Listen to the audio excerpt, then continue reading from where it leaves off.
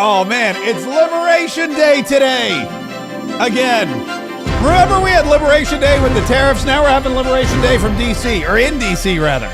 It's Liberation Day in the District of Columbia. And those are my words. Those are the words of your president, one Donald John Trump, who is just fresh from a press conference where he announced to the world that we are taking our District of Columbia back. We're taking our capital city back. This is Liberation Day in D.C., and we're going to take our capital back. We're taking it back. We're taking it back because it's been run by the thugs and the criminals and the gang members and the Democrats for too long. We're taking back D.C., and President Donald Trump backed that up. He backed up his action. Backed that action up. Back that action up. He backed it up with some executive orders that he signed, taking control of the District of Columbia, saying this is our capital city, and it will look like a capital city, and it will act like a capital city, and it will welcome people from the United States of America and all other countries the way a capital city should. And Will Scharf was there to share with all of the press, and I'm talking all, like there was not a press person missing from this briefing room today, with all of the press, exactly what the president did to establish law and order in the District of Columbia. A short while ago in the Oval Office, President Trump signed two crucial executive actions to deal with the emergency crime conditions we currently face in the District of Columbia. The first of these was an executive order, as President Trump said before, invoking his powers under Section 40 of the Home Rule Act to take federal control of the D.C. Metropolitan Police Department. Along with that executive order, President Trump signed the statutorily required notification letters to Mayor Bowser and to the relevant House and Senate committee leaders.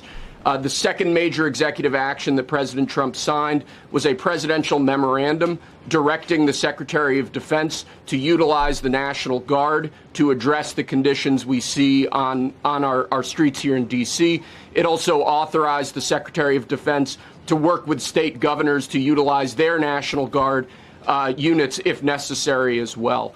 These are bold, decisive steps intended to combat the out-of-control crime conditions we've seen on D.C.'s streets for far too long. And I, for one, am deeply proud to be part of an administration that's finally coming to terms with these issues, sir. Yeah, of course he is, because Will Scharf's got to walk home from the White House every single day. Will Scharf has got to walk home from the White House every single day. He doesn't get Secret Service protection. He doesn't get an armed SUV to drive him around. Will Scharf, who works for the President of the United States, works at the pleasure of the President, is a public servant for all of us. And that guy, you see him, man, he's churning out executive orders and executive actions, and he's making sure that the president is right there on top of everything, making sure that everything gets signed, all the I's get dotted and the T's get crossed. He's making sure that this country is great again, and he's got to walk home at the end of the day, and the last thing he wants to do is get murdered. I mean, nobody really. That's probably the last thing anyone wants to do. But in Washington, D.C., guess what? If you're walking home from work, whether it be the White House or the State Department or the Washington Post, wherever you work in Washington, D.C., it's a higher likelihood that you will get murdered by a criminal, thug, gang member or any other kind of criminal element. It's far more likely that you will get carjacked or mugged or attacked in some way, or if you're like big balls, have the crap kicked out of you, and then anywhere else in this country and many other places in the world, which are less safe than Washington, D.C. And that's why President Donald Trump today declared it's Liberation Day. The local Metropolitan Police Department, under the auspices of Mayor Muriel Bowser and the corrupt D.C. City Council, have failed not just the citizens of D.C., not just the federal government, but all of us, all citizens of the United States of America, and all visitors to the nation's capital from all corners of the globe. And so Donald Trump is taking over. I'm announcing a historic action to rescue our nation's capital from crime, bloodshed, bedlam, and squalor, and worse. This is Liberation Day in D.C., and we're going to take our capital back. We're taking it back. Under the authorities vested in me as the President of the United States, I'm officially invoking Section 740 of the District of Columbia Home Rule Act. You know what that is? And placing the D.C. Metropolitan Police Department under direct federal control. And you'll be meeting the people that will be directly involved with that. Very good people, but they're tough, and they know what's happening. They've done it before. In addition, I'm deploying the National Guard to help reestablish law, order, and public safety in Washington, D.C., and they're going to be allowed to do their job properly. This is a dream team of law enforcement, people who are they're at the peak of the law enforcement community. They are industry leaders, if you will, when it comes to enforcing the laws. People like Pam Bondi, who is the Attorney General and in charge of the Department of Justice. She'll be taking over, as a matter of fact, in D.C., and she will be the one maneuvering the military and the National Guard and the Metropolitan Police Department and making sure that everything that President Donald Trump wants to get done is done. People like Pete Hegseth, the Secretary of Defense, who will be mobilizing the National Guard. Doug Burgum, who is going to be talking about the park police being able to do their job and administer law and order on all of our various park systems around Washington, D.C. Kash Patel, the head of the FBI. Judge Jeanine Pirro, who is the district attorney in charge of the District of Columbia. This is something that has been a long time coming, that Donald Trump, since he moved back to Washington, D.C., has been wary of. He's been concerned about this. And last week, when Big Balls got attacked helping a woman who was getting carjacked by a bunch of you're talking young thugs. You're talking teenagers who are so arrogant, it's not even that they're arrogant. It's that they know that nothing is going to happen to them. They know that these leaders in Washington, D.C., the D.C. District Council, Muriel Bowser, the folks who are in charge, they're not going to do anything. They're not going to be charged with crimes. They know that it's going to be soft on crime. They know that they're going to be let out because they're juveniles, or even worse, they're going to be let out without bail because they have cashless bail in Washington, D.C., and that is what Donald Trump says one of the biggest issues we face, and it's an abject failure of D.C.'s leadership. This dire public safety crisis stems directly from the abject failures of the city's local leadership. The radical left city council adopted no cash bail. By the way, every place in the country where you have no cash bail is a disaster. That's what started the problem in New York, and they don't change it. They don't want to change it. That's what started it in Chicago. I mean, bad politicians started it, bad leadership started it, but that was the one thing that's central: no cash bail. Somebody murders somebody and they're out on no cash bail before the day is out.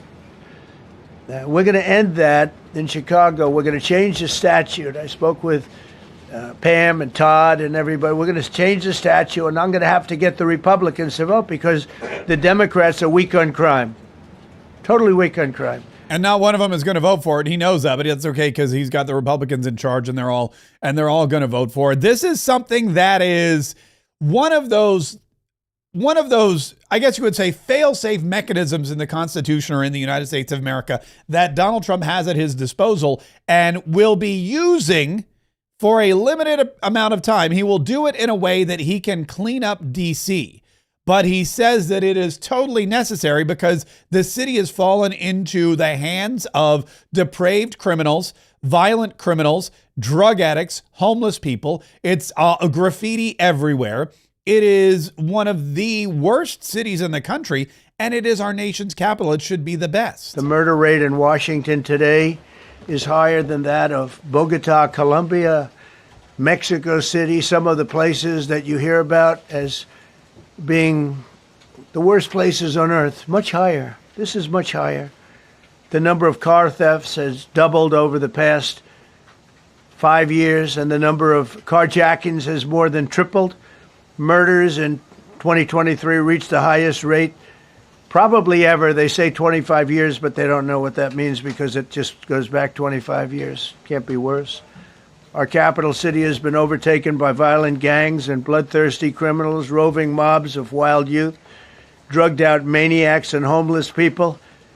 And we're not going to let it happen anymore. We're not going to take it. Wild gangs of roving youth, drugged out maniacs and homeless people. It sounds like a festival show to me. That sounds like Bonnaroo or Lollapalooza or one of those other one of those other, but that's exactly what it is. That's exactly what DC's become. And even if you're in the good parts of DC, even if you're in the good section, even if you think you're safe in Washington, DC, you're never safe in Washington, DC. Case in point, there was a murder at the Yotel. It was right outside the Yotel just a few weeks ago.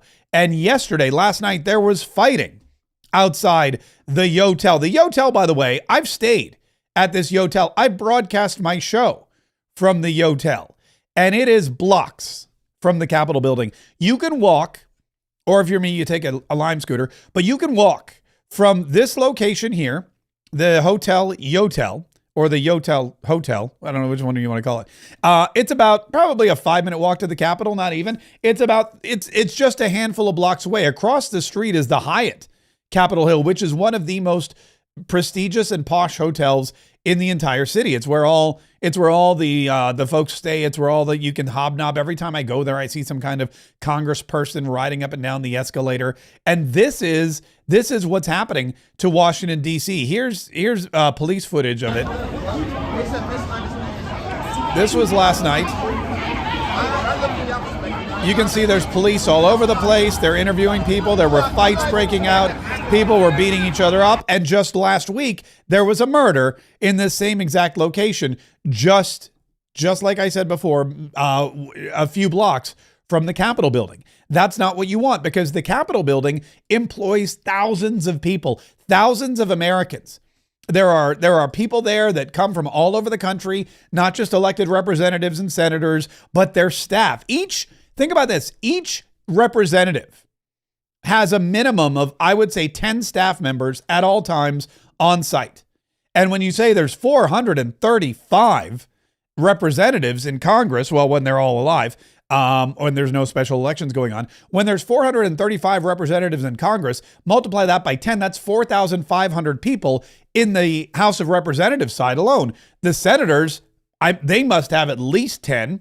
And there's 100 of them. That's another 1,000. We're talking about 5,500 people, not to mention the ancillary staff members, the security guards, the janitorial staff, the administrative staff. There are countless shops, barber shops, mail rooms. There's restaurants. There's a Dunkin' Donuts even. I'm sorry, it's just a Dunkin' now. It used to be a Dunkin' Donuts. Now it's just a Dunkin'. Construction workers. There are people. I mean, it is a massive complex. It is a city. And then you've got reporters, hundreds, way too many reporters roving the halls, plus the tourists. How many buses full of tourists, young kids from all over the country, young kids who descend on our nation's capital, Boy Scouts and Girl Scouts and they Scouts and you know, what are them Scouts? I don't know. I don't even know what they are anymore. But all of these people coming to Washington, D.C. to see our capital. They're all in danger from the roving gangs of wild youth, the drugged out maniacs, the homeless people, all of these other folks that President Donald Trump says, look, we're done with it. We're going to clean it all up. We're going to make sure that DC is great again. And it's gotten so bad, and the leadership in DC is so horrible, that the police aren't even respected anymore. And these criminals, they think they run the joint. So what do? They fight back against the police and they spit. Haktua.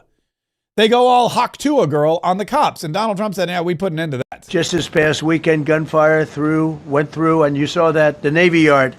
I saw it this morning. They saw that they fought back against law. See, they fight back until you knock the hell out of them, because it's the only language they understand. But they fought back against law enforcement last night. And they're not going to be fighting back long, because I've instructed them and told them whatever happens, you know, they love to spit in the face of the police as the police are standing up there in uniform. They're standing and they're screaming at them an inch away from their face. And then they start spitting in their face.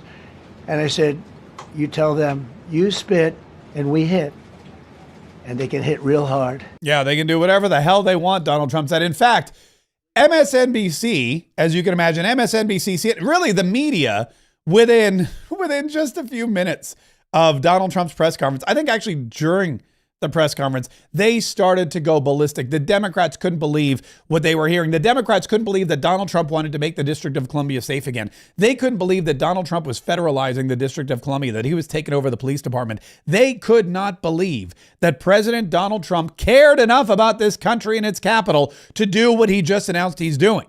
And so they just lost it. On MSNBC, they were angry and tearful and angry. And really, they were so upset with President Donald Trump, but probably they were even more upset that they just couldn't do anything to stop it because, well, their party's so bad that nobody wants them in control of anything. Watch them.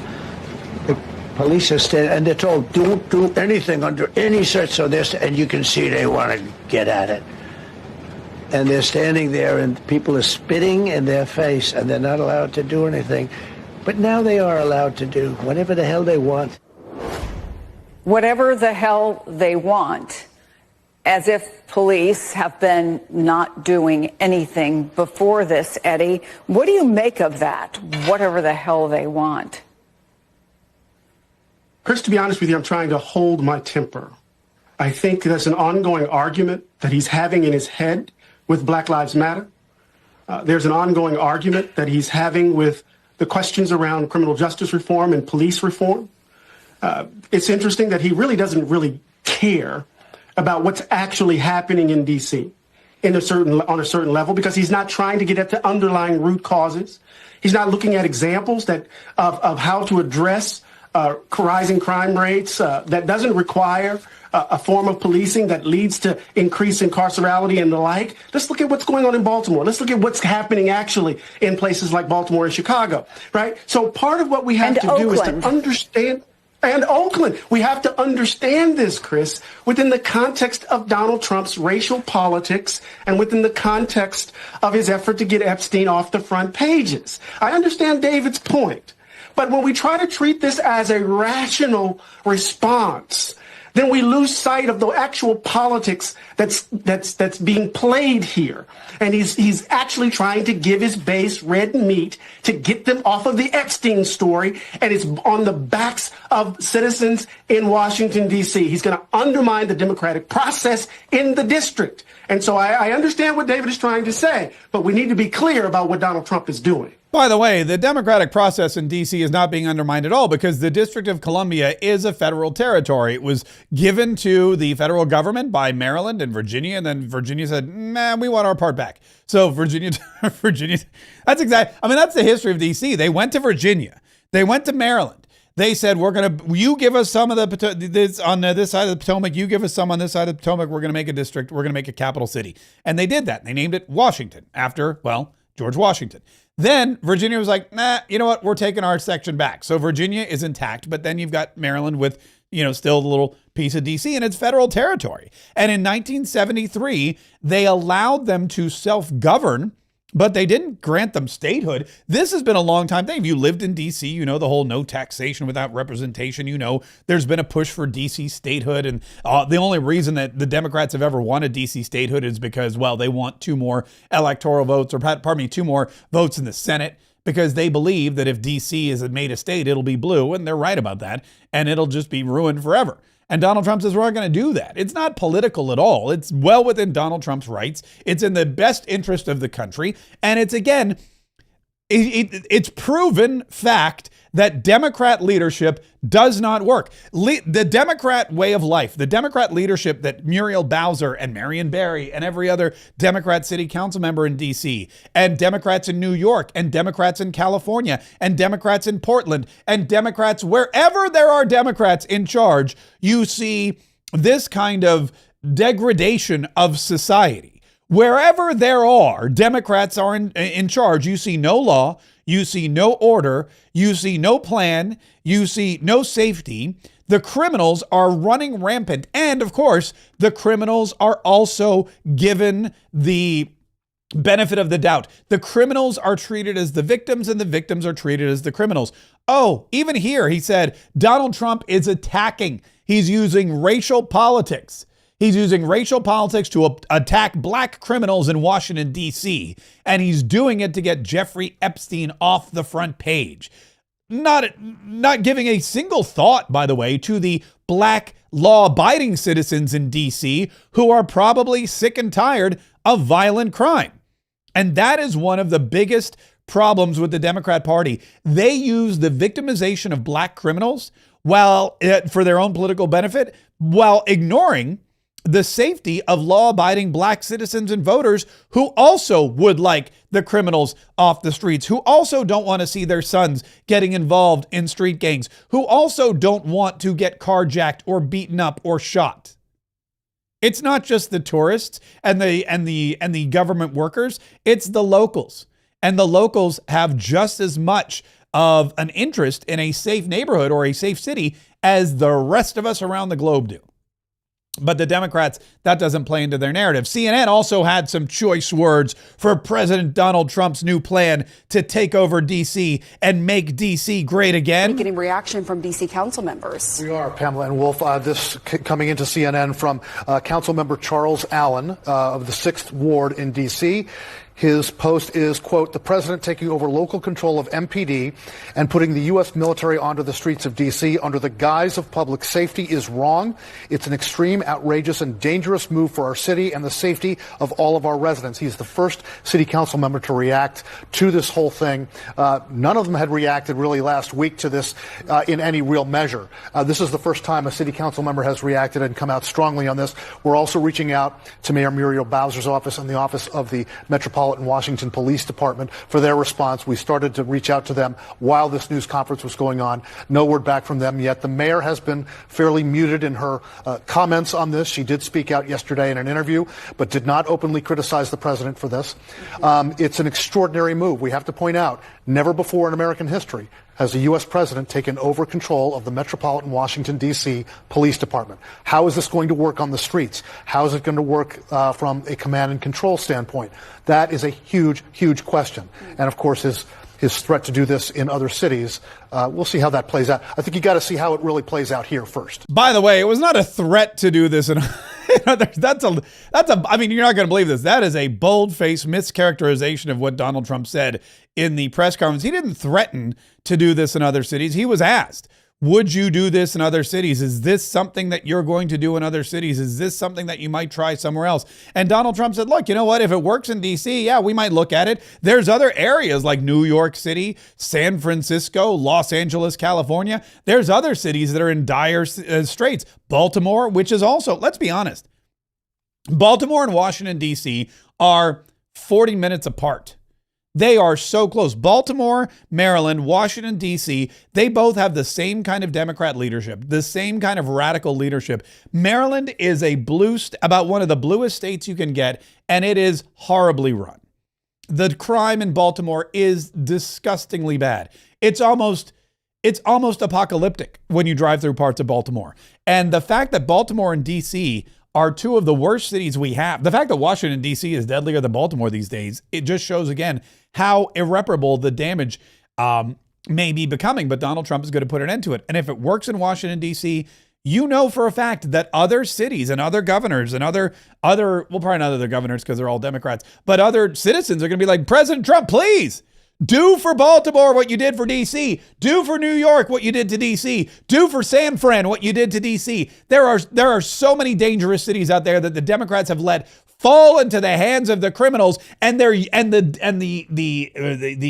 legislation they put in place protects the criminals, like cashless bail. Like those ridiculous crimes where, oh, you know what? We don't have the police to deal with petty larceny. So if you steal something $1,000 or less, we're not even gonna show up. That's why you have yet another Starbucks closing in San Francisco. That's why Rodeo Drive is almost a ghost town. That's why major stores in New York City are fleeing, because they can't afford it anymore. They can't afford the crime, and the Democrats are placating the criminals instead of protecting the citizens. It's weird, it's bizarre, it's demented, it's stupid.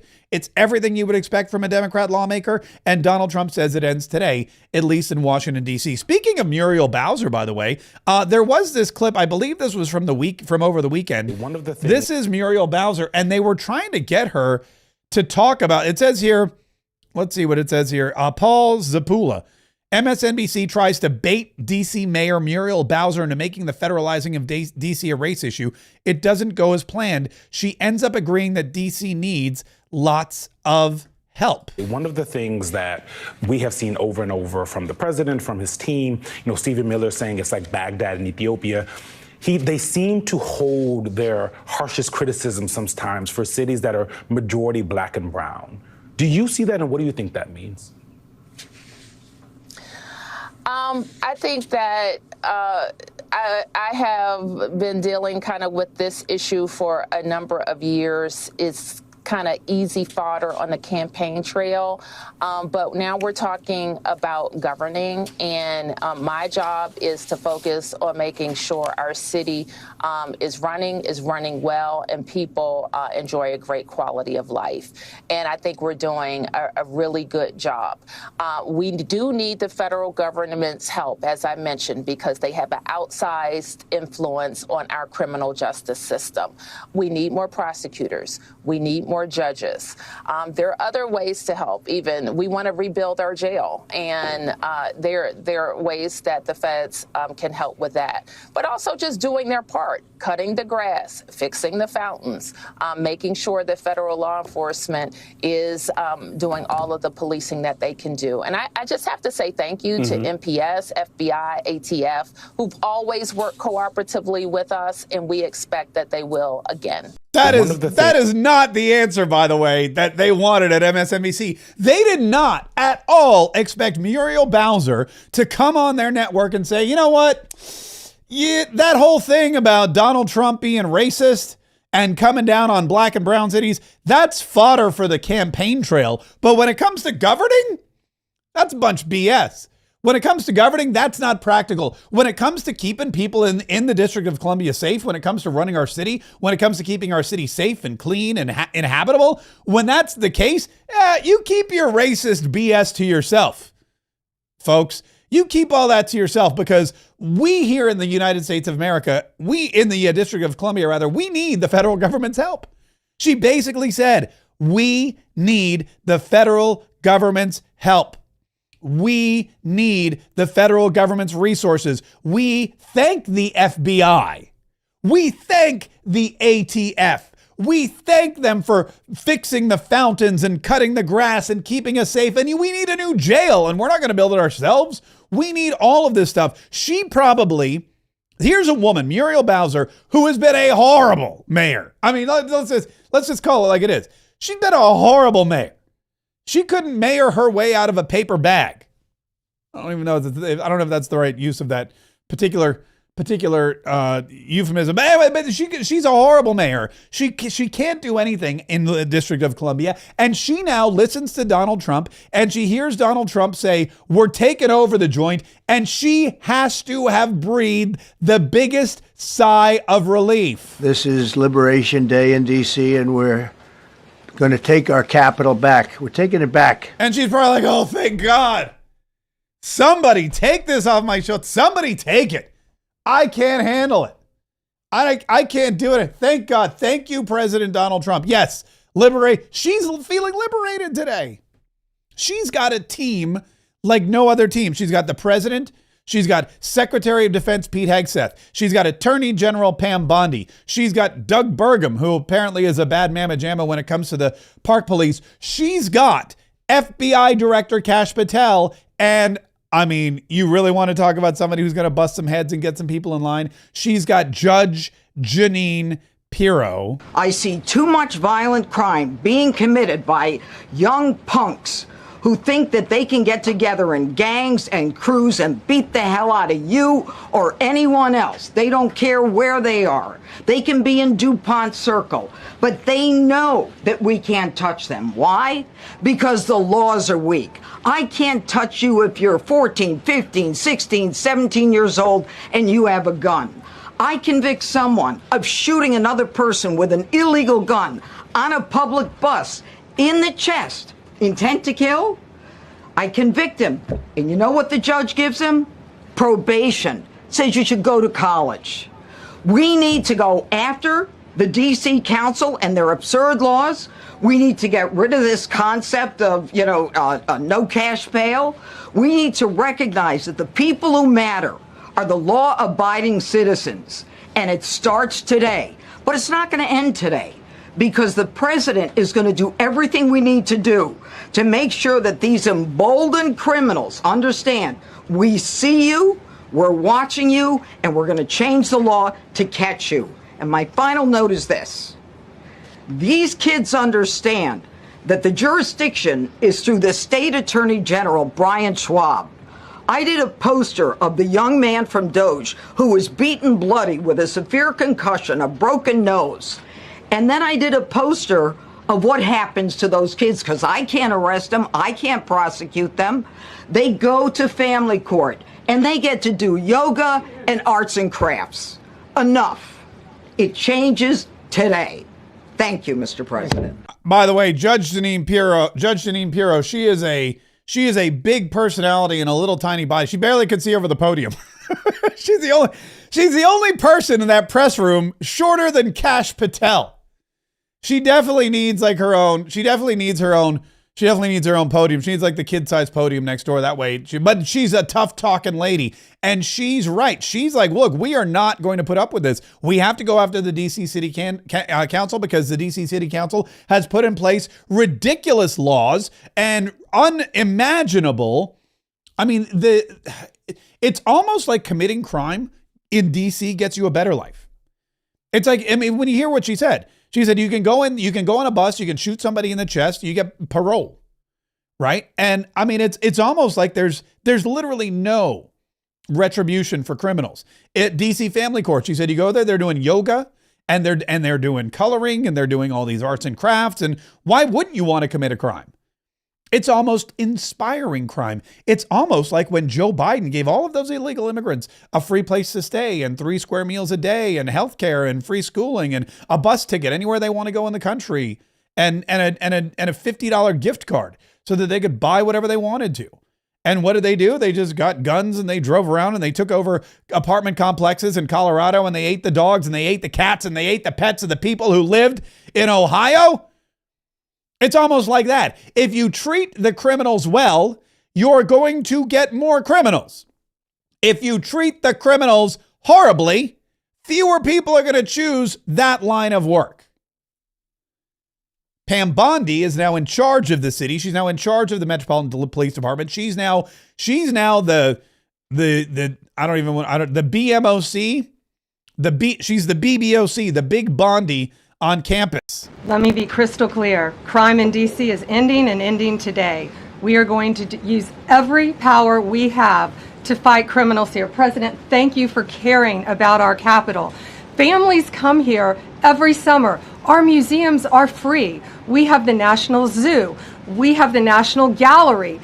DC should be a place where everyone can come and feel safe. Behind me and to my side, we have some of the best career law enforcement and prosecutors in the country who are ready to take this on. As the president said, Terry Cole is going to be supervising the Metro Police Department. Gaddy Serralta, our U.S. Marshal, is going to be supervising command and control, the entire operation. Our Deputy Attorney General, Todd Blanche, and I will be working with them closely, along with our great FBI Director, Kash Patel. Kash is going to talk to you in a minute about what we did in Virginia recently with Governor Youngkin. Many of you covered that, and it was tremendously successful. Not only that, our secret weapon here in D.C. is U.S. Attorney Jeanine Pirro, one of the toughest prosecutors and a former judge. And she is going to be talking about juvenile crime, how it's out of control here, and what she's going to do to fight back. No more crime rampant in our beautiful capital. No more teenage girls beating a disabled man to death. No more of that. No more drive-bys. We're going to do everything we can. And working with the ATF Director Driscoll and Commander of the Army, we're going to all work together. That's what we all do in this room. We work together. We fight. Do not underestimate one person in this room. We're going to make DC beautiful. We're going to make DC safe again.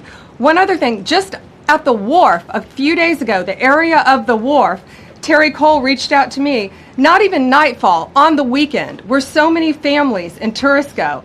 A guy's overdosing from fentanyl on a park bench in the middle of families around. They administered Narcan and saved his life. No more of that. The President of the United States is going to clean up D.C., and we're going to be there to help him, and we're going to be successful. Thank you. Yeah, and that is the plan. It's true. It's always a group effort with President Donald Trump's team. It's always the entire administration. You've got multiple secretaries there. You've got the Attorney General. You've got the Secretary of the Interior. You've got the Secretary of Defense. Oh, Pete Hegseth was like, yeah, here's what we're going to do. We're calling up the National Guard immediately. At your direction this morning, we've mobilized the D.C. National Guard. It'll be operationalized by the Secretary of the Army, Dan Driscoll, through the D.C. Guard. You will see them flowing into the streets of Washington in the coming week. At your direction as well, sir, there are other units we are prepared to bring in. Other National Guard units, other specialized units. They will be strong, they will be tough, and they will stand with their law enforcement partners. This is nothing new for DOD. As the President noted, at the border, we've got 10,000 troops down there who've been operating in defense cooperation areas, defense zones, where there's zero illegal crossings because of troops on strikers scanning the border. We've been protecting other people's borders for 20 years. It's about time we protect our own. And we're working with ICE and CBP. In Los Angeles, we did the same thing, working with the California National Guard, working with ICE officers. ICE officers deserve to do their job and not be attacked. We will work alongside all DC police and federal law enforcement to ensure this city is safe, this city is beautiful. And as I always say about President Trump to the troops, he has their back. And my message to the National Guard and federal law enforcement in Washington is, we have your back as well. Be tough, be strong, we're right behind you. Yeah, I will say this, as a future member of Congress, as somebody who is running for Congress, it has every intention of winning and will be bringing my own staff to Washington, D.C., I want to make sure that it is a safe place for them. I want to make sure that if I say, hey, come on up and work for me in our nation's capital, I want to make sure that they're not putting their life at risk. I want to make sure I'm not putting my life at risk. I mean, I would because, that's what I do. But the fact of the matter is you shouldn't. You shouldn't have to worry about going to serve in Congress or serve in the Senate or work for a senator or a congressperson. You shouldn't have to worry about serving this country in any capacity. And it's not just Congress. You've got the entire Department of State there, the entire Department of the Treasury. You've got countless museums and memorials. You've got so many people that are up there just earning a living, just being support staff, hotel workers and Uber drivers and, folks working in restaurants. You've got law firms. I mean, there's everybody up there. And it's one of the largest cities in the country. It's one of the most important cities in the world. And it is, up until today, or it has been up until today, totally mismanaged and has been turned into a place where crime can run rampant. No more, because President Donald Trump is on the scene, and he's going to make sure that the crime and the juvenile gangs running rampant and what was it he said about the drug addicts, the maniacal drug addict? Hang on, I got drugged out maniacs. The murder rate in Washington today is higher than that of Bogota, Colombia, Mexico City, some of the places that you hear about as being the worst places on earth. Much higher. This is much higher. The number of car thefts has doubled over the past 5 years, and the number of carjackings has more than tripled.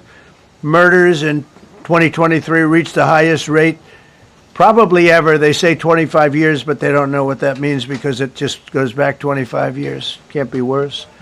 Our capital city has been overtaken by violent gangs and bloodthirsty criminals, roving mobs of wild youth, drugged out maniacs and homeless people. And we're not going to let it happen anymore. We're not going to take it. Bloodthirsty criminals, roving gangs of wild youth. It's just amazing. It's just drugged out maniacs and homeless people. Donald Trump says no. It sounds like he's describing the Biden family, doesn't it? It's like a Biden family reunion.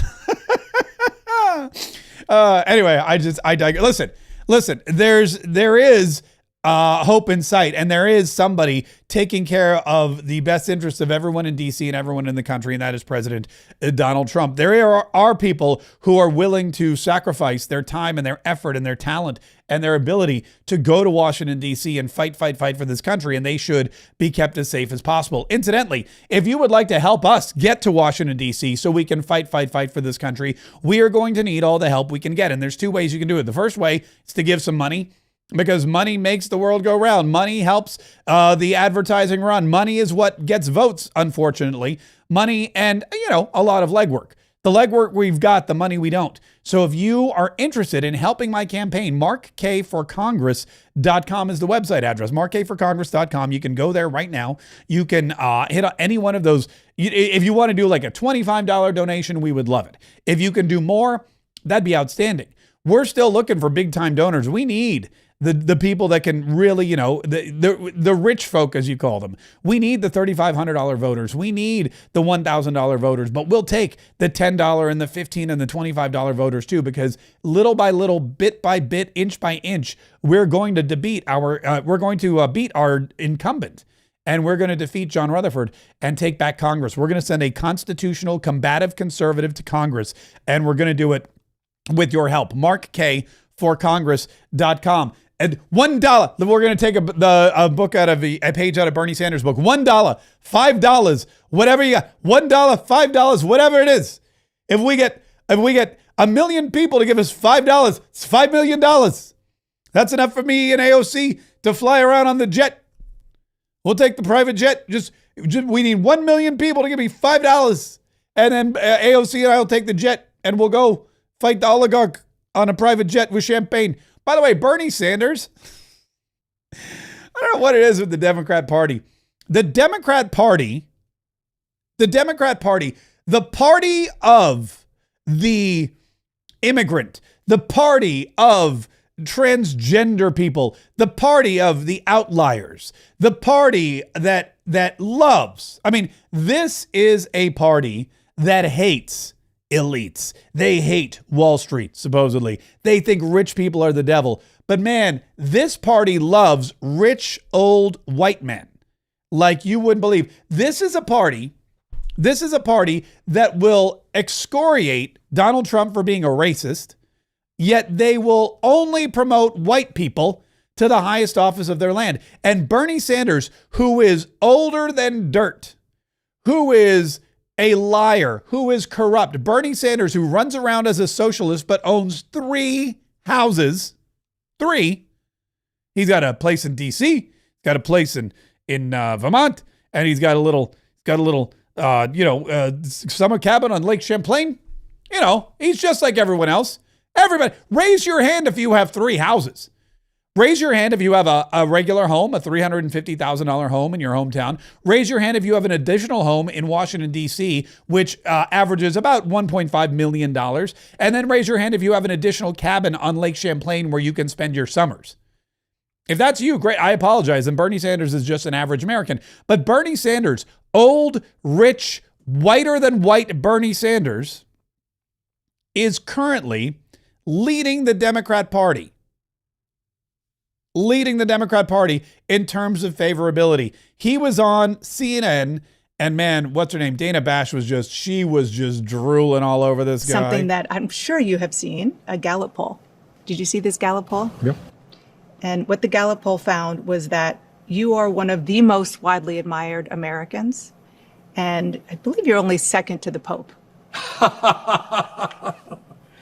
You want me to declare my candidacy for Pope? I don't think that you're eligible for a lot of reasons. Then I won't do that.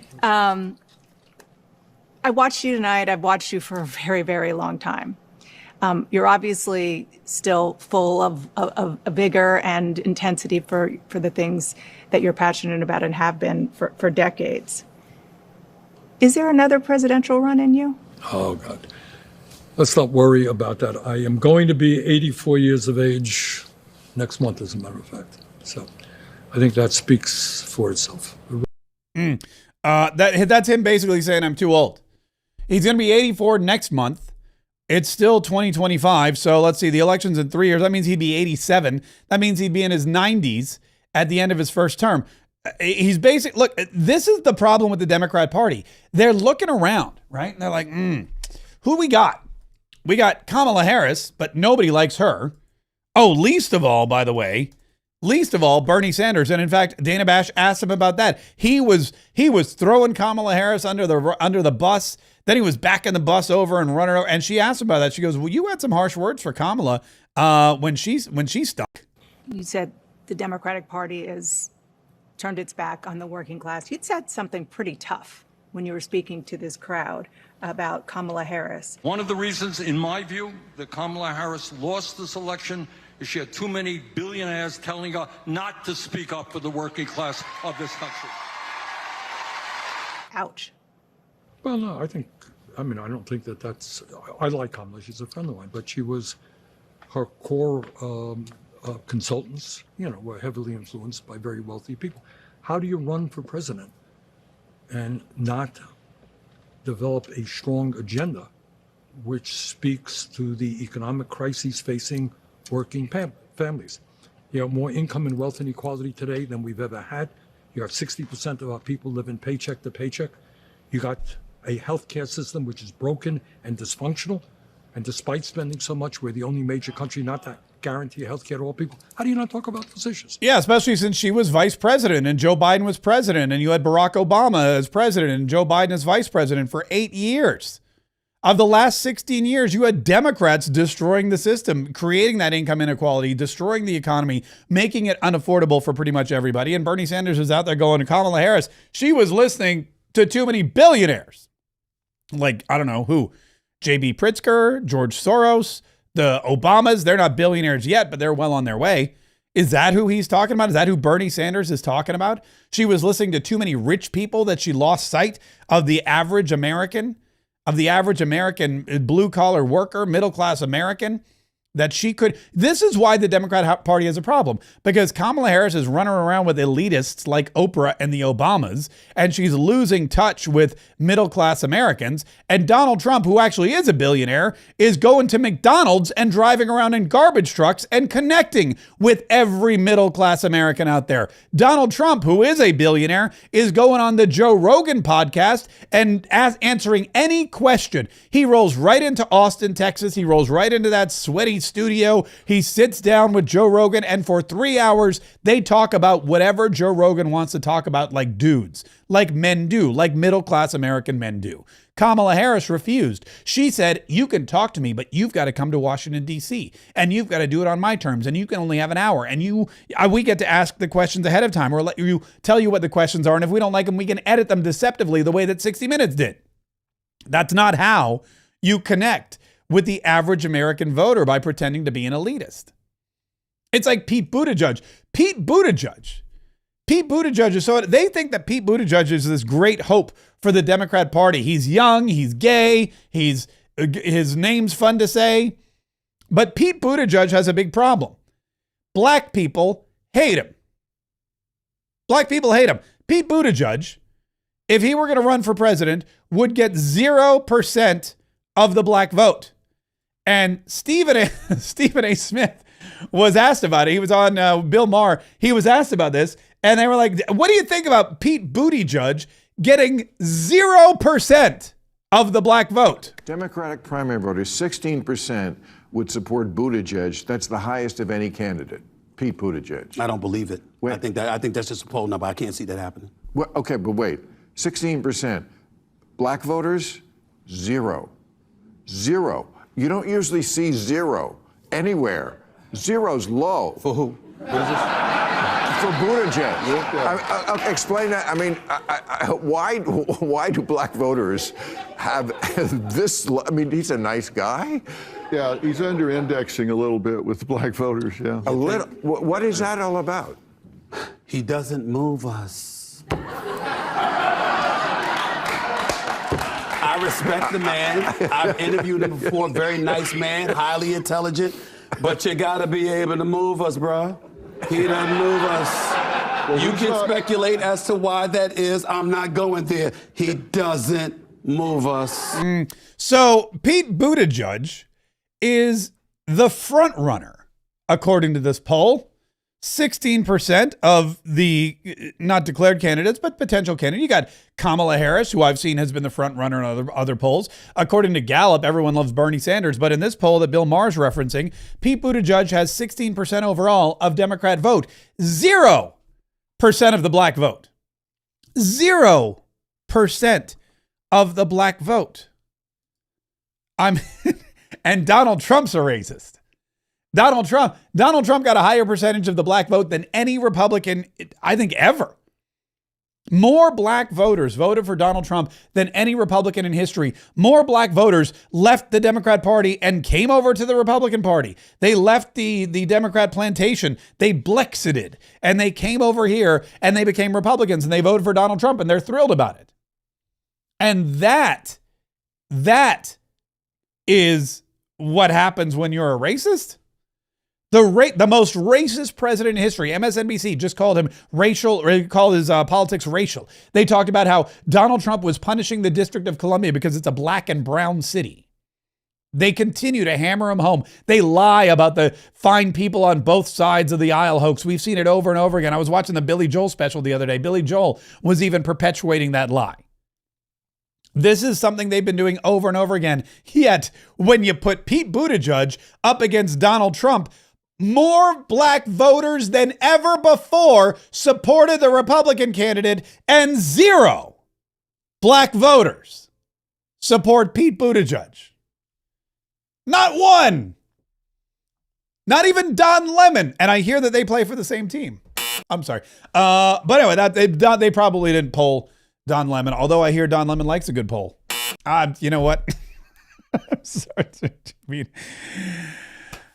Where was I? Oh, yeah. So that's the Democrat Party in a nutshell. Now, the Republican Party, on the flip side of things, is doing just hunky-dory. The Republican Party is just doing fine.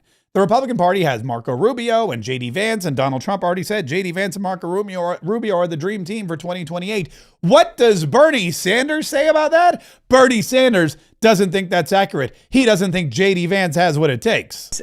President Trump suggested this week that the Vice President, J.D. Vance, is probably the favorite to take over the so-called MAGA movement. You know, he's from this kind of area. I mean, he's from Appalachia. He probably has appeal in red states and working class areas. Do you think him being an heir to the MAGA movement is something that should be concerning to Democrats trying to defeat MAGA?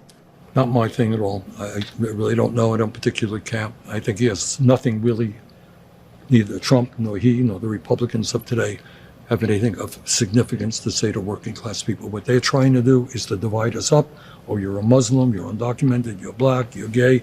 Let's divide everybody up so the rich can become richer.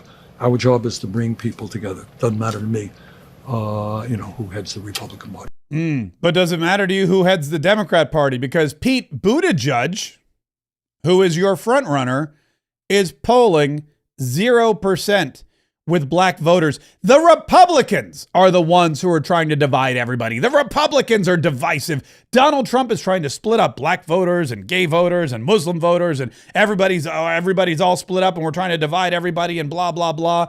Yet it's the Democrats who seem to be divided because not a single black voter supports Pete Buttigieg. And Stephen A. Smith says, I'm not going to tell you why. I'm not going to speculate on that. He has it. He has his theories. He has his queries. I'm sorry. That was funny. But he's not going to speculate on it. He's not going to speculate on why no black voters are going to support Pete Buttigieg. But I know this. If you're a Democrat or a Republican and you get 0% of the black vote, it's not going to go well for you in the general. It's not going to go well for you in the primary. It's not going to go well for you, period. Because if the other guy has historically high Republican black vote numbers and you have the lowest possible black voter numbers, it's not going to go well for the whole party. They ought to just call it quits. You know who the best Democrat is? The best Democrat is RFK Jr. RFK Jr. is the head of the Department of Health and Human Services. He's in Donald Trump's, I don't know, I guess he's not a Democrat anymore. He was at one point, but he's not anymore. He's not your traditional Democrat. He's not your Bernie Sanders, Pete Buttigieg, black people hate him kind of Democrat. He's an independent, if you will. He's a Trump Democrat. He's RFK Jr. You know what? He's a party in and of himself.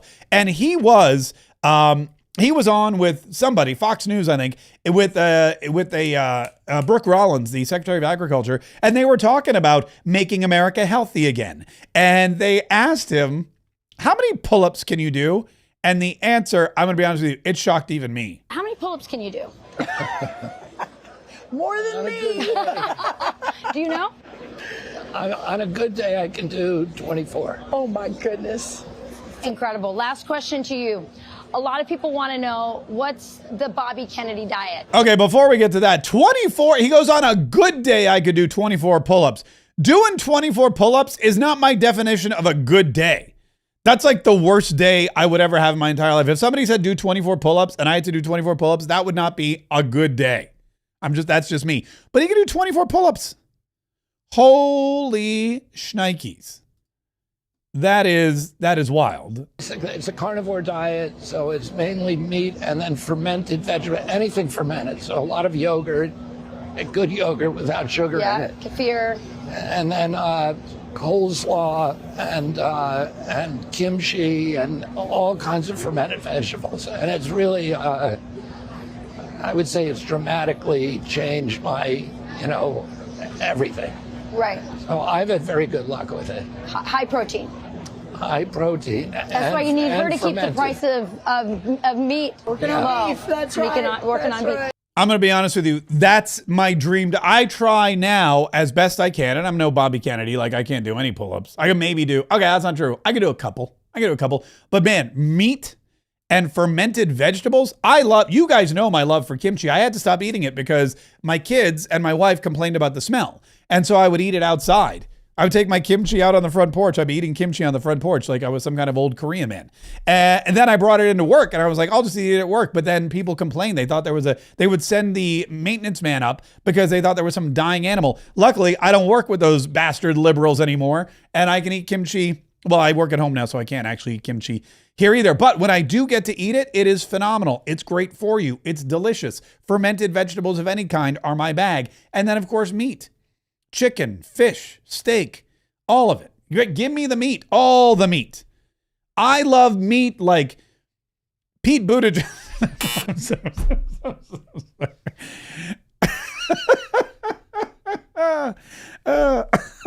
sorry.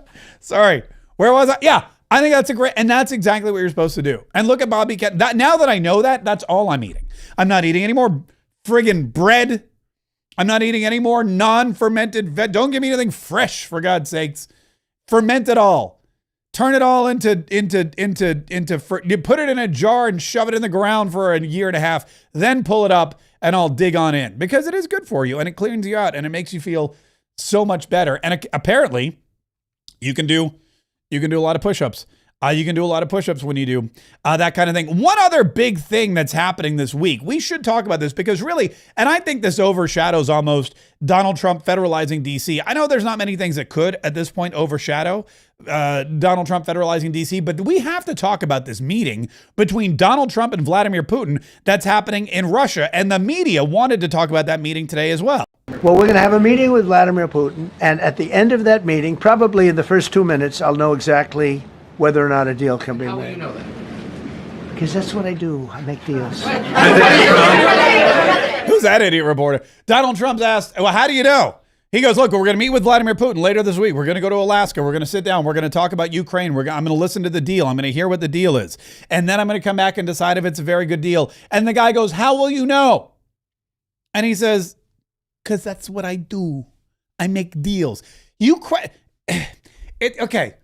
Donald Trump, in the last 200 days, 200, not even a full year, Donald Trump has negotiated trade deals with the EU, historic trade deals that are so one-sided, $750 billion worth of energy purchases from the EU to the United States of America. An additional $600 billion in investments from the EU to the United States of America. They're going to buy a record number of military equipment from the United States of America. All of that means that's money that they're not sending to Russia or China. They're sending it to the United States of America. That's an amazing deal. Also, we have record deals with China. We have record deals with Taiwan. We have deals coming in from the United Arab Emirates. Donald Trump, you may remember, went on a whirlwind tour. He went to the United Arab Emirates, and he went to Saudi Arabia, and he went to Qatar or whatever you want to call it. And he came back with over $1 trillion in investments. It's a pretty gosh darn good deal. While he was going out there getting all this money, having Apple, he negotiated a deal with Apple but man, nobody loves China more than Apple. And Tim Cook last week came to the White House, sat down in the Oval Office. Actually didn't sit down. He stood up the entire time. Stood up in the Oval Office and said, we're going to bring in $700 million that we were formerly spending in China. We're going to spend it here at home in the United States of America because we're an American company. And gosh darn it, we think it's probably what's right. And Donald Trump probably also threatened him into doing it. That's neither here nor there. And he was so happy about it. He brought Donald Trump a gold-plated, glass-made gift, which, by the way, I would check for bugs if I were Donald Trump. I'm sure they do all that kind of thing. And he said it right there on the Resolute desk. That's the kind of deals that Donald Trump makes. While that's going on, he's also negotiating peace. He's negotiating peace in the Middle East. He's negotiating peace between India and Pakistan. He's negotiating peace between the Congo and He's negotiating peace between, where was it? Oh, Azerbaijan and Armenia. In fact, get this. This was Donald Trump on, I think it was Friday. On Friday, he had the leader of Azerbaijan and the leader of Armenia in the Oval Office to end a 30-year-long war. For more than 35 years, Armenia and Azerbaijan have fought a bitter conflict that resulted in tremendous suffering for both nations. They suffered gravely for so many years. Many tried to find a resolution, including the European Union. The Russians worked very hard on it, never happened. Sleepy Joe Biden tried, but you know what happened there. He tried for probably 12 minutes and didn't work out.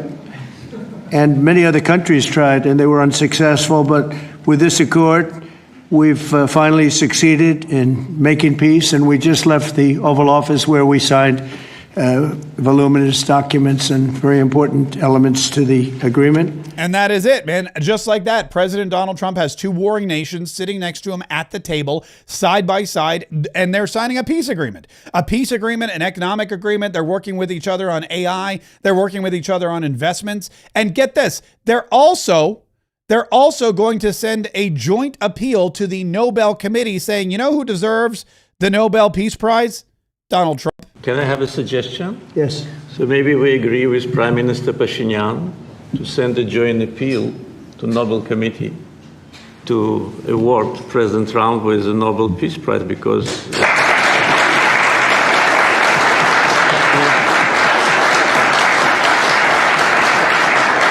from the leaders of the countries which were at war for more than 3 decades, having this historic signature here, it really means a lot. This is tangible result of President Trump's leadership. Tangible result of President Donald Trump's leadership. Tangible result of Donald Trump's leadership is the end of a 35-year-old war. And that's just one war. That's just one war. There's 5 others that he's stopped. And now he's going to Russia to meet with Vladimir Putin to try to stop the one going on in Ukraine. By the way, the other guy was funnier. The other guy, I have it here, hang on. The other guy was funnier when he talked about Donald Trump getting the Nobel Peace Prize. It was the guy from Algeria. I don't know what it is, but I'm sorry, from Armenia. The Armenian guy, I think like the comedians are better in Armenia. Armenia. Let's see. Here's here it is. Ready? I think President Trump deserved to have a Nobel Peace Prize, and we will defend that, and we will promote for that, and that's obvious. So, and today's event, I think, is a very bright expression of that, and hopefully you will invite us to front row. You'll be front row. Yeah. The guy's like, yeah. I like the president of Armenia saying, we're going to nominate you for the Nobel Peace Prize. We're going to send in a joint resolution. And you know what? You should invite us to the ceremony. And Donald Trump says, absolutely. You can do that front row ticket. Speaking of front row, man, the briefing room, the press briefing room today was stacked. It's never before been as crowded as it was today when Donald Trump announced he was federalizing the District of Columbia. I've never seen so many reporters jammed into that tight little room. Caroline Leavitt has never seen so many reporters jammed into that tight little room. Donald Trump never saw so many reporters jammed into that tight little room. And he said, look, now you guys are thrilled probably that we're building this big, beautiful ballroom, because with the big, beautiful ballroom, we can move you all over there. And one of the reporters made a suggestion that Donald Trump shot down in perfect fashion. The question is this. You're building the big, beautiful ballroom. Yeah. Could we build a big, beautiful briefing room? Yes. Technology. Yeah. More seats. I don't want to do that. I don't want you to be comfortable. So no, I don't want to make life comfortable. Yeah, I don't want to make life comfortable for you people. I want you people to be uncomfortable. I want there to be discomfort. I want you to be hot and sweaty and sticking together, and I want you to want to get out of here as soon as possible. And when I come in here and I do a 2-hour press conference, I want you to be like, God, when is this guy going to shut up? I don't want you hanging around here. If we make it too comfortable, then you guys are going to be here all the time. And the last thing I want is the press to be here all the friggin' time. It was the perfect mic drop to the perfect end to a perfect press conference where President Donald Trump said, we are going to make the capital of the United States of America perfect again.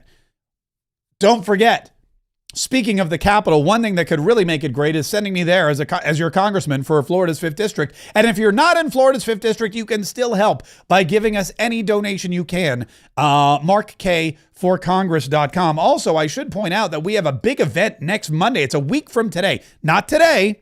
Not today. Not to steal a line from Kamala. Not today. But on Monday, August the 18th. Oh, look at that. We have a jump in attendance. We have almost 200 people going. Over 200 people going. That's fantastic. We're going to be at Sneakers Bar and Grill, or Sneaker Sports Bar, rather, in Jacksonville Beach, Florida. Mark Kaye for Congress, countdown to primary day rally. This is going to be an incredible event. We're going to have yard signs. Where's the yard sign? I forgot to put it up today. Oh, hold on. We have 100 Mark Kaye for Congress yard signs. The first 100 registered Republicans that swing up by, you're going to get a Mark Kaye for Congress yard sign. We also have the metal thing that goes in your yard. Don't worry about that. We'll keep you covered. But that's going to happen. That's happening. Mark Kaye for Congress yard signs at this big event, which is going to be awesome. We're going to have some speakers. We're going to have a big rally. It's going to be so much fun. And we want you to come. It's free, of course, to the public. If you want hats, we're going to have hats for sale too. And this is a way for us to kick off because look, we are 100 days away next Monday. Next Monday is 100 days away from primary day. And we've got 100 days to primary Rhino John Rutherford to get the number of votes we need to win in the primary, head into the general election, take back the district, and head up to Washington, D.C. so that we can give the people here in North Florida the conservative, combative, constitutional representation they thought they were getting, but they haven't had in a very, very long time. So make plans to join us. You can see that invitation on our Facebook page. Go to Mark Kaye on Facebook. Let us know that you're going to be swinging by, because like I said, we would love to have you. In the meantime, don't forget to subscribe to this podcast, whether you're listening on iTunes or Spotify, whether you're watching on Google or Rumble, wherever you happen to be. Hit subscribe, hit notify, because we're coming at you every single day. We're going to keep you abreast of the current situation, the political atmosphere. We're going to keep you abreast of where the threats are coming from, who to trust, who not to trust, who to believe, who not to believe, who has your back and who's trying to stab you in it. Together, every single day, you, me, and all the Patriots all across the globe, if we come together and we stay informed and we stay inspired and we stay enlightened and we stay enthusiastic, then we will continue. We will continue to not only fight, but we will win. And we will save the Republic. Listen, we're going to do an after party in about 5 minutos. We still don't have the new after party. We still don't have the new after party thing. So just trust 5 minutes. If you want to join our after party, go to Katriots.com. Join the Katriot Club. We'll see you in 5.